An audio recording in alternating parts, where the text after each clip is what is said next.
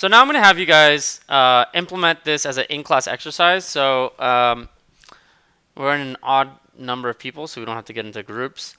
But I want you guys to create a directory named project example and then go through these steps 1 through 9 so you guys get familiarized with these commands. At the end, I'm going to be going through the commands as well to show you how to do it the right way in case you guys didn't do it right. Well, even if you guys did it right, I'm still going to go through it.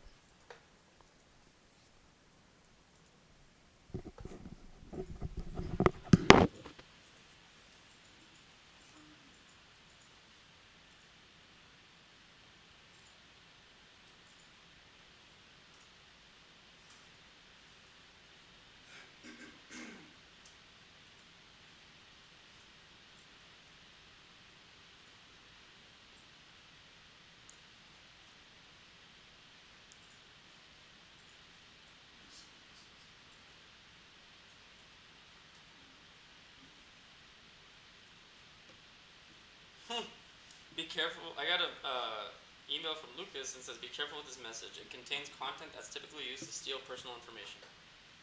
Yeah, it's called a zip folder. Yeah. But I think it's called homework.zip, which is why. I'm going to steal every bit of coding knowledge from your computer. That's exactly what it is. Put this down on the computer. Excellent.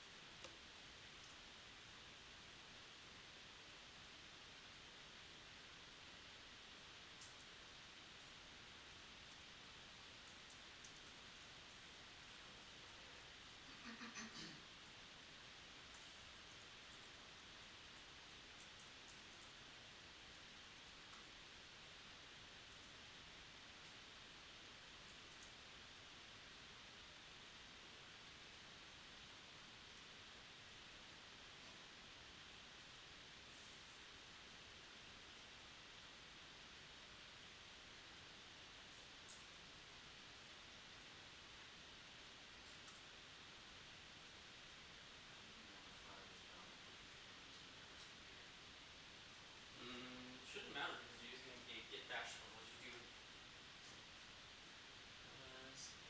Yeah. So it is. Separate files. It said there should be two separate. See, it's right now. You should see two separate files, right? So you see a dot dot and you see test file dot txt, right? What is it dot dot? Like it's supposed to be like code bash. Yeah, sorry about that. It's actually not a separate file. You should see. Let's see. I have three of them. I have a dot dot, and then test file. Mm-hmm. Yeah. That's what you guys should be seeing. So you should see something like dot dot.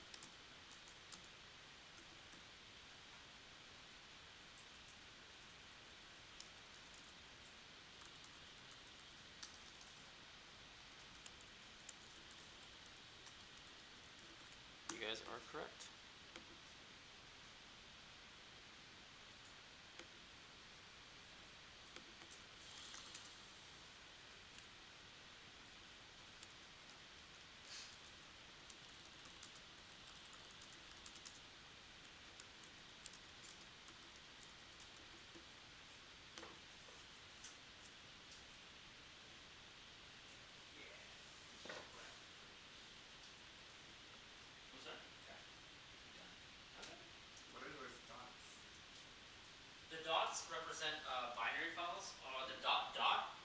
represents going up one, so it shows that there is a directory above it, and it's not like the final directory.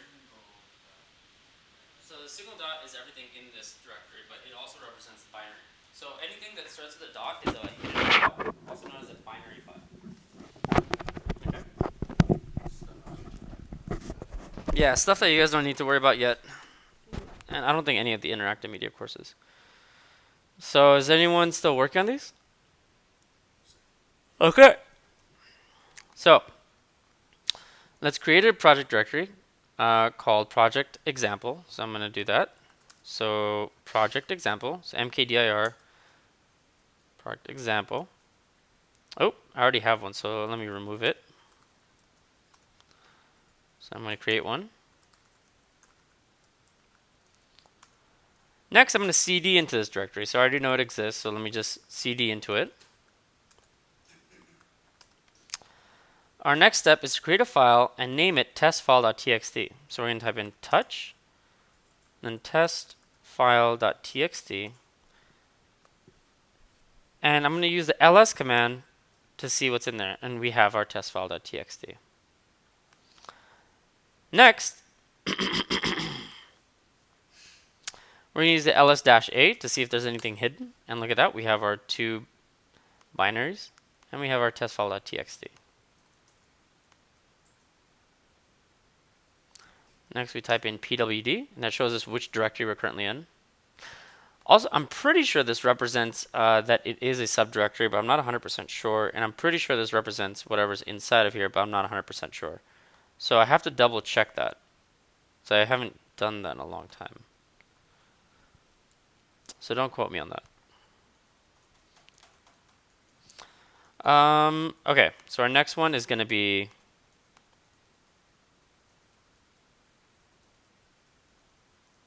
pwd, so we already did that. Now we're going to remove our text file. So we type in rm testfile.txt and remove that. Now how would you do that in the Finder? How would you remove a file? Exactly. You select it and then, yeah, and then it moves it to what? Yeah, and then you have to empty the trash can, right? With this command, it actually removes it. It moves in the trash and deletes it in one command. So it's much faster. Now we can get out of this directory by typing in c, or to go back, we type in cd dot dot. And then to remove this directory, we type in rmdir, and the name of the directory, so project example. Now, just to make sure that it doesn't exist in here still, I don't see any project example, so we're good to go.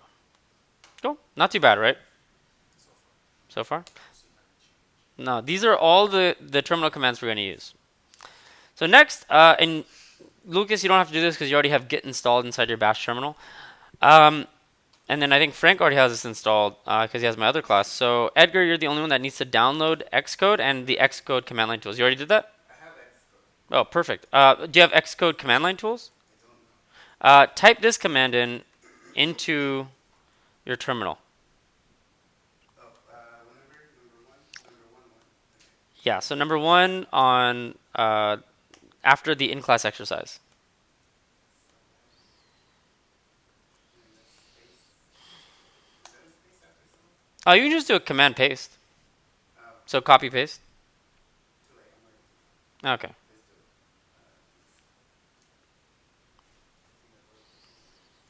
Let's do it. Install requested for command line developer tools. Install. Mhm. I'm glad I already have Xcode because that takes forever. Yeah, so we're just downloading just the command line tools, which are much less. And then concurrently, you're gonna download Git. So you're just gonna go to this downloads. You're gonna go to that URL, and you're just gonna download Git and then install it. I thought Xcode came with it. Xcode, I don't think. I think it might come with like the standard version of Git, but you want to get the latest version of Git. Is there a way to check? Yeah. So you type in git space dash dash version. So I have an old version actually. I have 2.3.7, so I can update mine. Version? Git space dash dash version. But in order to use it on your terminal, you're going to still need, it's going to ask you to do Xcode command line tools.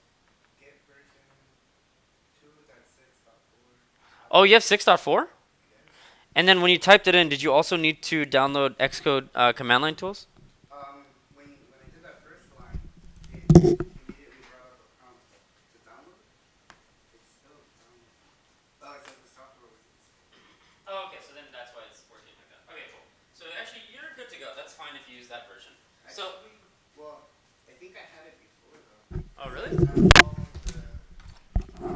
slide I think you sent earlier. Did it have Git installed earlier? I think so. I think this is the part where I install Git. Because I remember reading somewhere that Xcode comes with it by default. I think Macs in general come with Git. Because I know when I'm saving like any files in Xcode, Mm-hmm. there's a check mark for Git, like something about saving to a repository, and I know it's like, That is Git. I know it's built into like the menus. I guess it does. But I think it installs whatever version that you have of Xcode and whatever version of Git that came with. Oh, because I always keep Xcode up to date. Oh, okay, cool. Yeah, so maybe that's what it is. Yeah, so maybe that's why you have the latest version. Okay, excellent. And I'm going to update mine. So let's see. Update Git.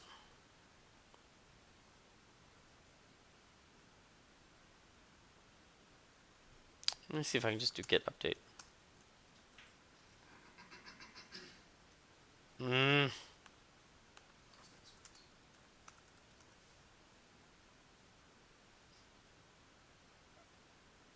So what is that dash dash mean? Where the hyphen? Just different commands that you can use.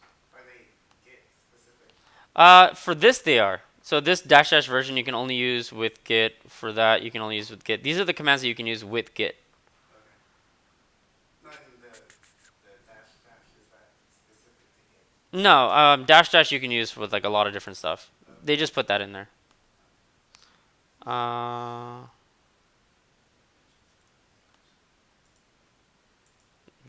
Should be super easy to do. Am I using brew? Oh, I forgot how I... Did I use brew? Update git. I think I might have used brew. Homebrew is a updater and installer that allows you to install and update things really easily on Macs. I think I used Homebrew. Fuck, I don't want to mess anything up. Anyway, while that's happening... Really? So this doesn't work anymore? That's from 2014. Oh man, it's technology with us. Yeah, but god damn it. Update git via homebrew. Come on. Outdated after 6 months. Let's see.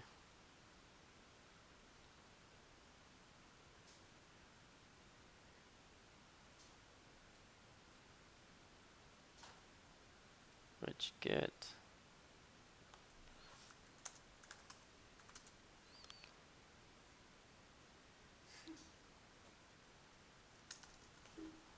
This is way too complicated for something that's so easy.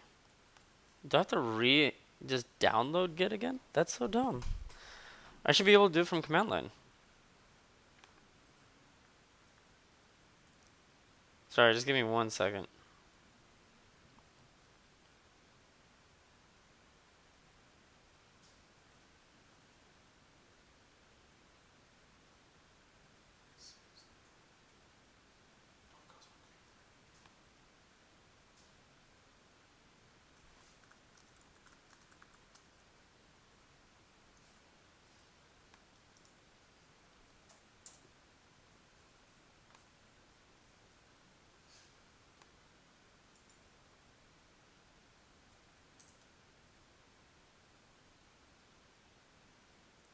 Why do I have to install it when the file path is the same as the original brew? This is weird because it's saying Well, when you do this, it actually changes your path. Don't worry about that too much. But essentially, my path for where Git is installed is here, which is where it is right now. But now I have to do brew install Git. But I already installed it in this path before, and I already have homebrew installed, and I already have Git installed via homebrew, so I should just be able to use this command. But I tried using that, it wouldn't work. I did. Oh, which one did? Oh, I typed in update instead of upgrade. That's why. Yeah, you're right. I can't even see it. Okay, you're right. Upgrade Git. That's. It was that simple. What did I keep typing? Update, right? Damn it. See, this is what happens when you mess up very simple things. I thought this said update. I'm like, oh yeah, brew update. Why am I not? Why is it not working? Yeah, it was so simple. That's what it should have been. It should have been really simple. No, it was intuitive. It just I was blind. Oh, upgrade. Yeah, it's kind of weird, right? Yeah, I always think update. What are you gonna do? I think that's why I automatically go to it. Okay. So the first week was you guys actually had to create a wireframe. Um, so I'm gonna have you guys do that project update for this week. I'm gonna have you guys create a wireframe for anything that you want. So this week's assignment is actually gonna be this right here. So slide 1, I want you guys to do this update. That's what's gonna be due next week, along with the project update for this week. This week's update though is gonna be super easy, and it's gonna be easy once I explain Git to you guys. So that's what we're gonna do next.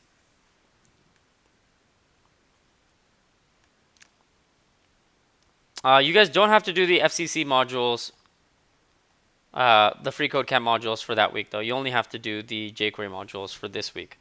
So now we're caught up with weeks 1 and 2. Okay? So week 2, all I did was do a bunch of HTML and CSS best practices, which you guys should know by now. Okay? We good on that? You okay? All right. So what I'm going to do is move on to using Git. So I want to make sure that Git works. So make sure that you guys done the Xcode select install, and that you guys check git space dash dash version. Lucas, you have Git installed along with Git bash. Just use this command git space dash dash version. Oh, let's see, 2.81 Windows 1. Perfect. All right. Really quick. Yes. You're on a different. I'm on a different series of slides now. I'm on week 3. Week 3? Yes, I'm on week 3 slides now. Sorry, I'm going a little bit fast, just because I want to be able to get through this. Yes, and plus I'm sure you guys want to get home because it's like what 7 o'clock in the evening on Friday.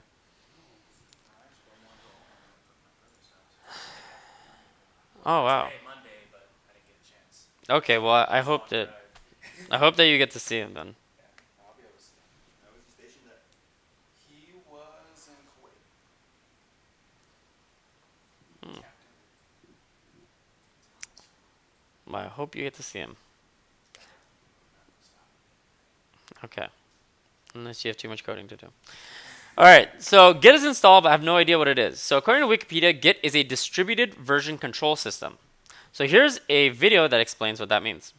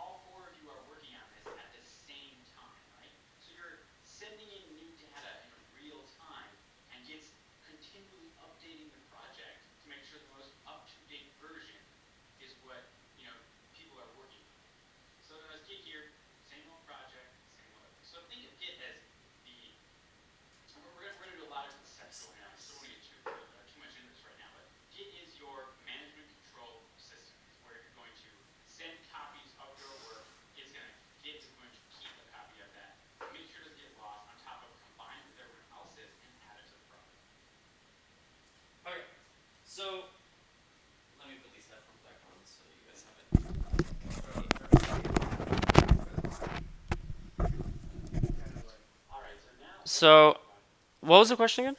Is it live? Like, for example, if you and I are working on a project Mm-hmm. and you have it open and I have the file open Mm-hmm. and I type stuff, will it update on yours? No, so it's not. What you're thinking of is Google Docs or something that has a Node-like runtime environment. Like Node.js is a runtime environment which allows two people or multiple people to be able to work simultaneously and be able to see the same input output simultaneously, right? Yeah. This is something different. So Git is a collaborative working tool which allows you to store and save your work as different versions of your project and be able to then share that with others.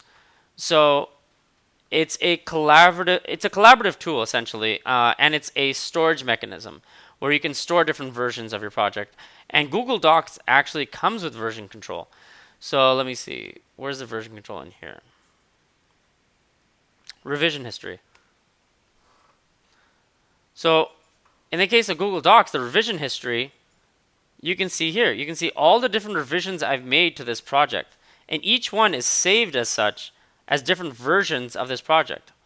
And this is called version control. Now with Git, it's going to be a little bit more complicated to use, but essentially the same concept. So let's get into a little bit more about what Git is. So first off, do you guys have any questions before I go on about the video? No? Okay.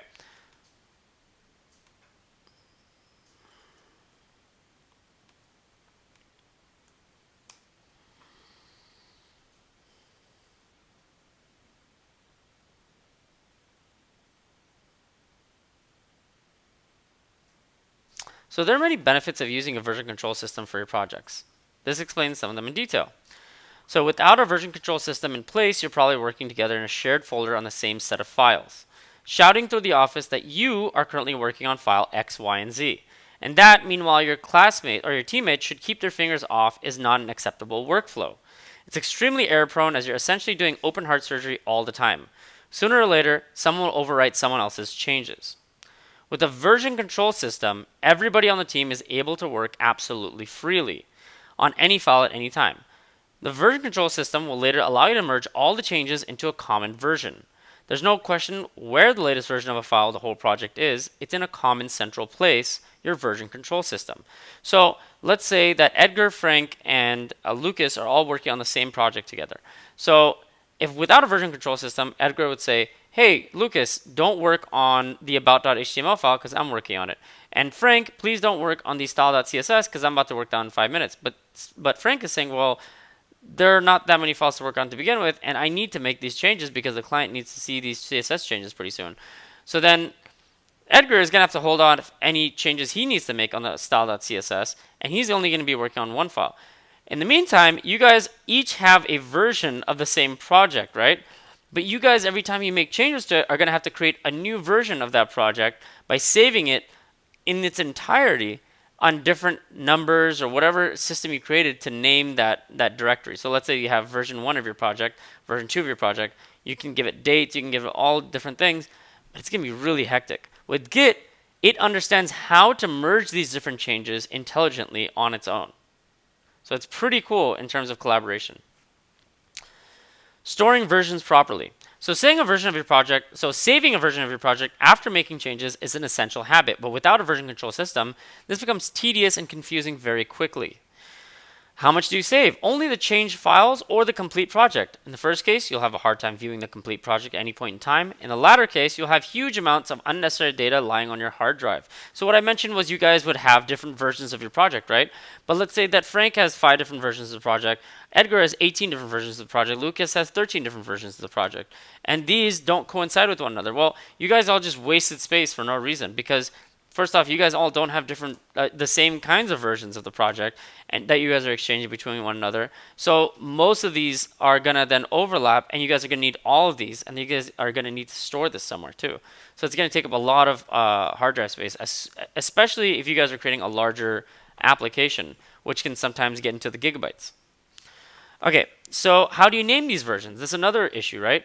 If you're a very organized person, you might be able to stick to an actually comprehensible naming scheme. So if you're like, Acme Inc. redesign 2013 11 12, so the date, the name, and the version number, right? That's a good way of doing it. But as soon as it comes to like variants, so you need to prepare one version with the header and one without it, chances are good you'll eventually lose track. And not only that, but you're not going to understand what's inside of it, right? That's the most important question. How do you know what exactly is different in these versions? Very few people actually take the time to carefully document each important change and include this in a README file in the project folder. So how are you going to understand what's inside this? With version control system, it knows there's only one project and that there's different versions of that project.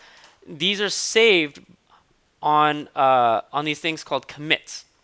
Use these hard saves, which are just commits, and with each commit, you have a message attached to it that shows what content is inside that commit. So if you go back 2 months from now, you say, oh, what was that thing I did where I changed the header? Well, you can just go back, search for it, and it'll show you, here's the message I attached to it. I changed the header and did all this. That's the commit. And it's super easy to switch to one version to another. So you just type in one command, git checkout, and then the ID of that commit. So anytime you do a commit is, again, just a hard save, right? So you're saying, okay, I'm going to do a hard save. I'm saving this version of the project. Now you have a version. This version is a commit. Commit has a specific ID. I want to go back to how my project was like 2 weeks ago because I'm unhappy with all the changes I've made up to now. You can just type in git checkout, the ID of that commit, and all your changes get rolled back. You say, oh, wait, no, I'm just kidding. Well, you can go back again, forward 2 weeks. You go back to any commit.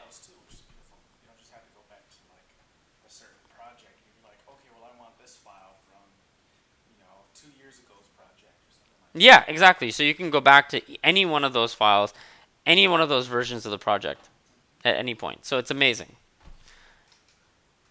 You can restore previous versions, which is just what I mentioned. And again, I mentioned the short description. And of course, it acts as a backup.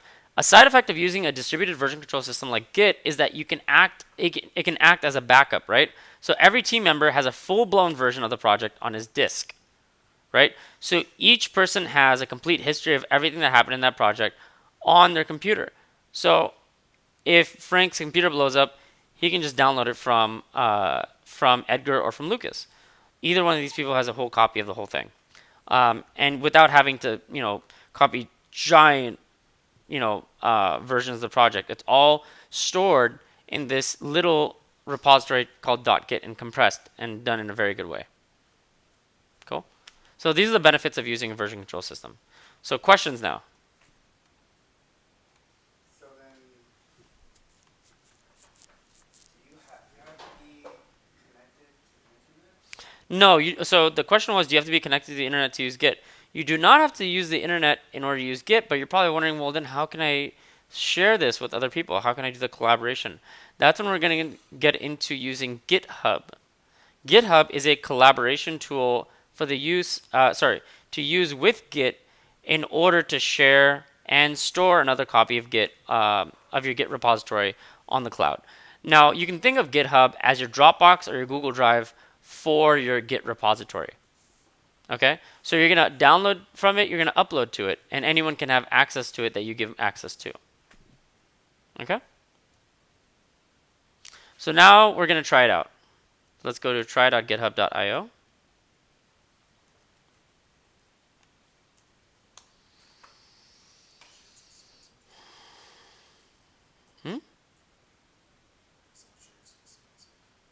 It's free. Everything. Oh no, GitHub's all free. If you have everything that's everything that's blessed, everything that's on GitHub, that's open source is free. If you want to make it private, that's when it costs money.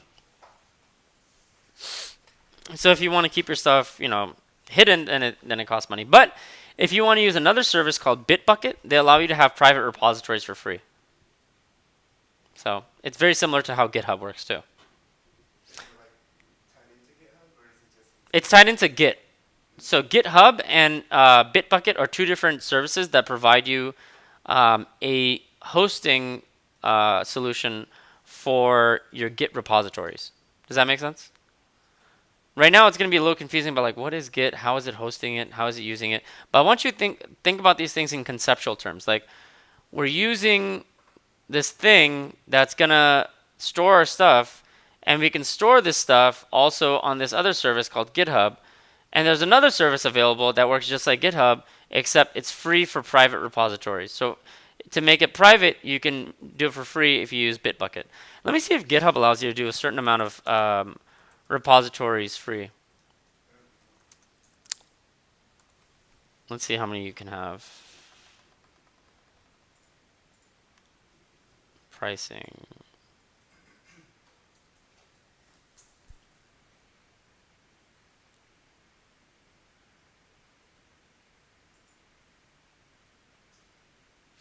Yeah, so private, $7 a month. Organization, if you have an organization of people, $25 a month. And if you have like, host your team codes on your own servers or in a private cloud with security controls, $2,500. So this is like for like Microsoft or like large companies and stuff. This is for like, a team of people, and this is like your own stuff. These are just for private repos. Bitbucket, you can do for free. Yeah. So anytime you work with a company, like my last two companies I worked for, the Hybrid Group, which is a consulting firm, and then Smartify, marketing analytics company, we both used private GitHub repos. Yeah. And I also have some other private GitHub repos that I'm using that I can show you guys here. Have you used for personal? No, not for personal. But it looks like this. Like, so I'm part of UCLA's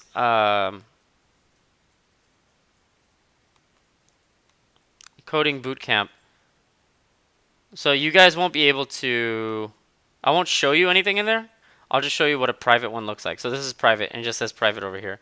And no one else except those who have access to it can access this. So I'm not showing any proprietary information here. I'm just showing you the structure of what a private repo looks like. Do you know if I like say pay for the personal private one, Mm-hmm. I can give access to certain people? Or just So, myself? so the question is, if you have a private repo, can you give access to certain people? Yes. If you have a private repo, you're allowed to give access to anyone you want. So a private repo just means it's private to you and whomever else you wish to give access to. But only I can modify. But, well, no, you can give access to them to modify it too. Oh, okay. Yeah. So it's up to you to give access to people. You're in control. Yeah. Even with public repos, they're like that too. So public repos, like even though they're open source, meaning that anyone can download for them, not everyone has the ability to upload to it. You have to give access to people to upload to it. Otherwise, everyone could just mess your code up, right? Yeah. Okay, so now we're going to learn Git. I'm going to teach this a lot faster than I teach the other classes because, again, you guys are a bit more advanced, and I expect you guys to be on another caliber because you guys are taking these classes before. All right? So, all right. So I'm going to teach this the way I would teach the UCLA class. So pretend that we have a Finder open with the OctoBox repository. So the OctoBox repository just means we have a directory named OctoBox. They shouldn't have called this repository. They should have just said the OctoBox directory. Now, I'm going to do this over here. So I created a new folder. It's called OctoBox. And that's what they're doing down here. This is the terminal. So we have everything contained in one browser, correct? We have a terminal here, and we have a directory. Are we all good so far? So this is a pretend Finder. This is a pretend terminal. Now, the first thing that we're going to do is we're actually going to initialize Git inside of our directory. Now, make sure you're inside your directory when you initialize Git. A lot of people make this mistake. They create a folder, but then they'll initialize Git outside of the directory. Now what happens is Git doesn't start running in a directory until you tell it to start running. So Git exists across your entire system. If you want it to start being run inside of a directory, meaning you want it to start tracking changes inside of a project folder, you have to initialize it in that directory. So you have to cd into that directory first, right? So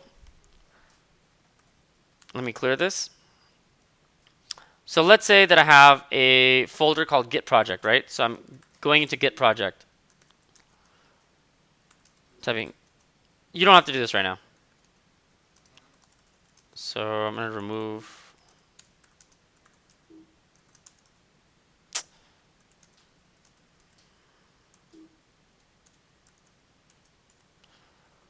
All right, so I'm going to create a folder called Git project or test project. Now what people do is they'll create this directory, but then they'll type in git init here without cding into it. Now what that does is it causes you to start tracking all the changes in your home directory, which is not good because that means you're going to start upload when you start using GitHub or when you start, committing, when you start making these saves, it's going to save everything inside your entire home directory, which you do not want to do. That's not what you want to do. You just want it in your directory. So you have to cd into test project or whatever project it is, and then type in git init. And now I have git initialized inside users Omar Patel /test project, right? Now I'm going to do this in here. So type in git init, hit enter. Now what happens is it says initialize empty git repository inside /.git.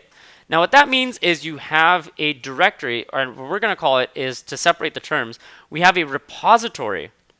Whenever we refer to a repository, it's just going to be our Git repo or Git repository. Shorthand is called repo. We're good so far?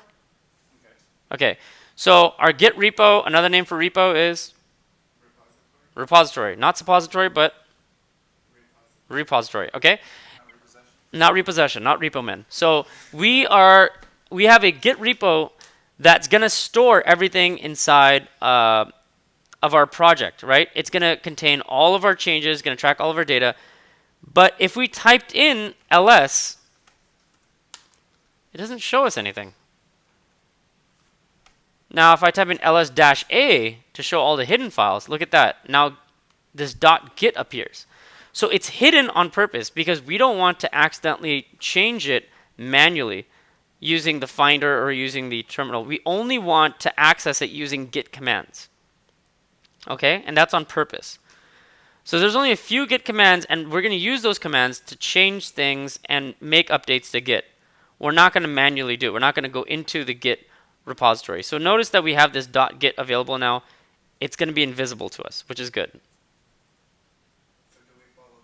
So now we're following, we are following this. I'm just doing whatever's on here on my real terminal just to show you guys what it would actually look like. All right. So now we're going to type in Git Status. Okay, so what they did is in our OctoBox directory, we have Git initialized. So we're going to type in Git Status. Now Git Status is a command that allows us to check the status of our Git repository to see if there was any changes made. Anytime a change is made to our Git repository, anytime a change is made inside of our Git repository, you can check those changes by typing in Git Status. Okay? So we hit Git Status, and it's going to say on branch master. Don't worry about what branches are right now. Initial commit, and it says nothing to commit. Create copy files and use git add to track. So it's not going to say the success message. This success message is just for this tutorial. Now, they're saying they created a file called octocat.txt for us in the OctoBox repository for you. So we have this octocat.txt now, right? So imagine they went into... I already created OctoBox apparently. So imagine inside here, I created octocat.txt, right? So that's what they're saying. They did that for you over here. Are we okay so far? Now, if I type in Git Status, because they added that file, now it's going to see something different. And again, I want you guys to follow along on this URL too. Hopefully you guys are doing that. Yes. Okay. So now it says on branch master, initial commit, so that looks familiar. But now it says what? After that, what does it say? Up here, before that, it says untracked files. That means it knows this file is there, but you're not tracking it using Git. So Git has this thing called staging and committing. In order to have your files be your changes be saved into a hard save, you actually have to go through 2 steps. You have to stage those files, stage those changes, and then you have to commit them. Okay? So that's just in case you first, like, let's say that you're not sure you wanted to commit, because a commit will always be there.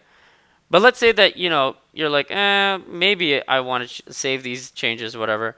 And then you go, oh crap, no, I didn't want to do that. Then you can just unstage them. So that's why you have to go through a 2-step process for this. Okay? So again, there's 2 steps to saving.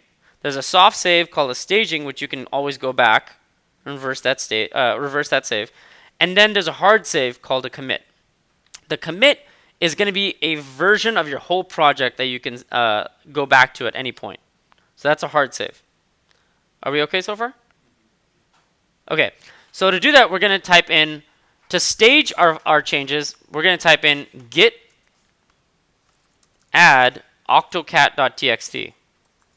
Now, the add command can be done either on a file-by-file basis, meaning that let's say there's a bunch of untracked files. You had octocat.txt, you had, like 3 other text files, and you wanted to add them one at a time. You could do git add octocat.txt, git add other file, git add this file, git add that file, and that would add them one at a time to staging.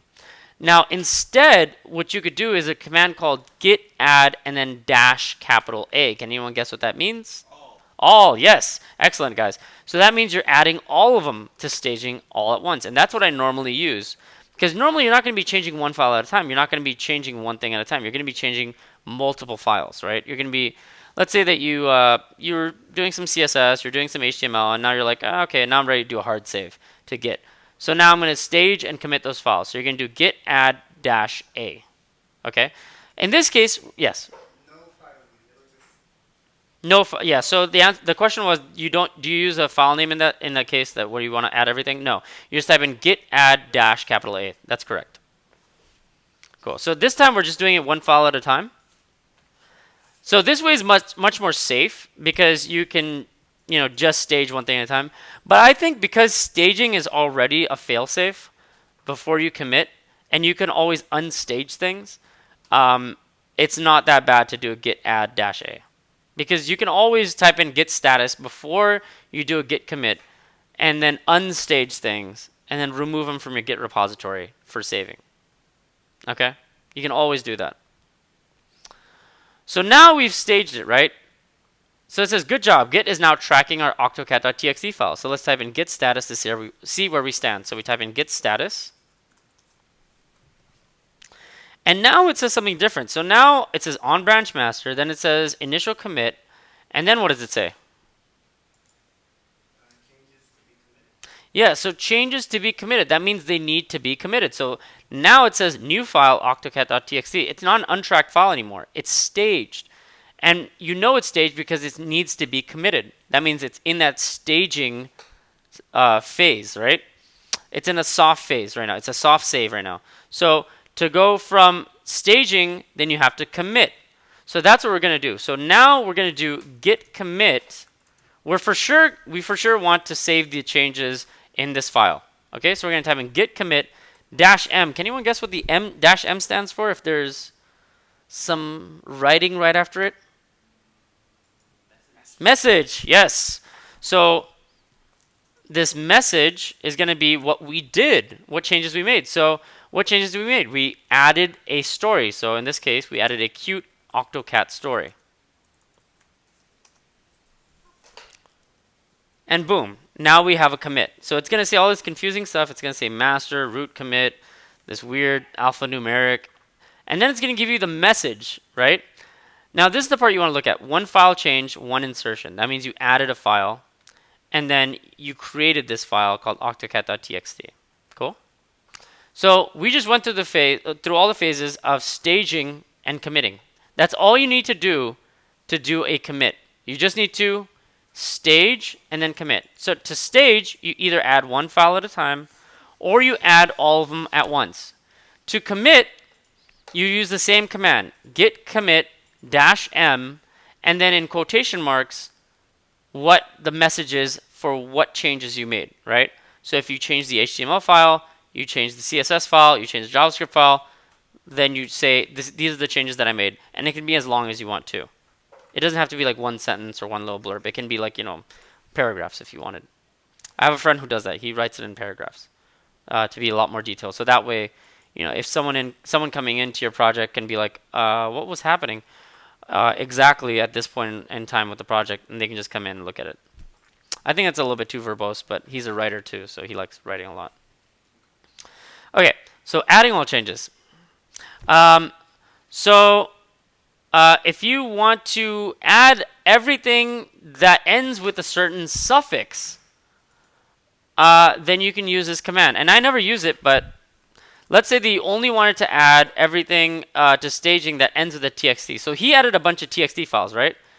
So he added baby octocat.txt, mama octocat.txt, blue octocat.txt, octocat.txt, or that was already there, red octocat.txt. So to add all these files, you just use this wildcard, this asterisk, and then you use .txt. And you hit enter, and anything ending with .txt will then be added to staging.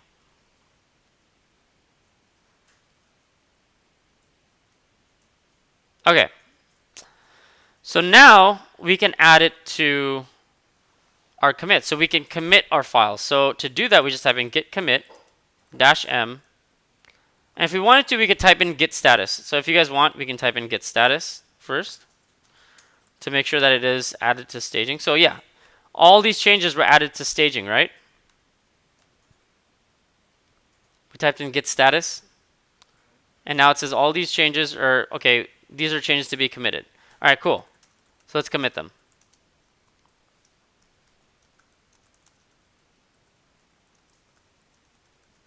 And these are the changes that we made. Boom. So now we just did all these commits. Okay, we're like halfway there now. So to see the history of all of our commits, we're going to use this command called git log.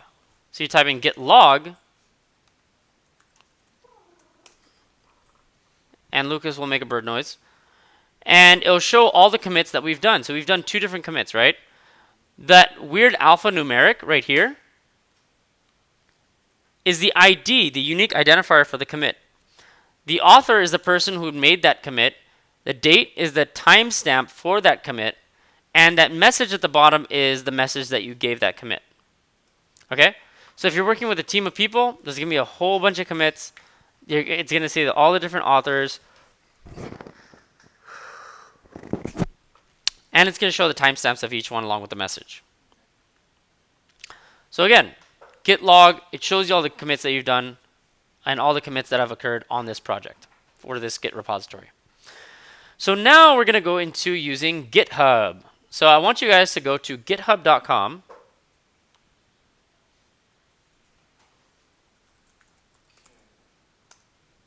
I want you guys to sign up. Now, you guys are going to sign up. You guys aren't going to sign up for anything that costs money yet. Unless you want to pay money for some reason.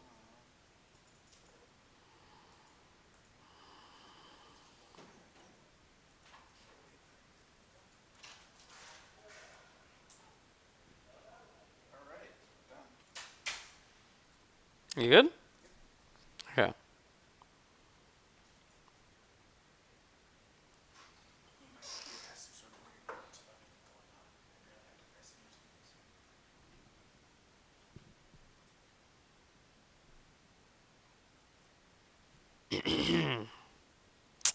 Excellent.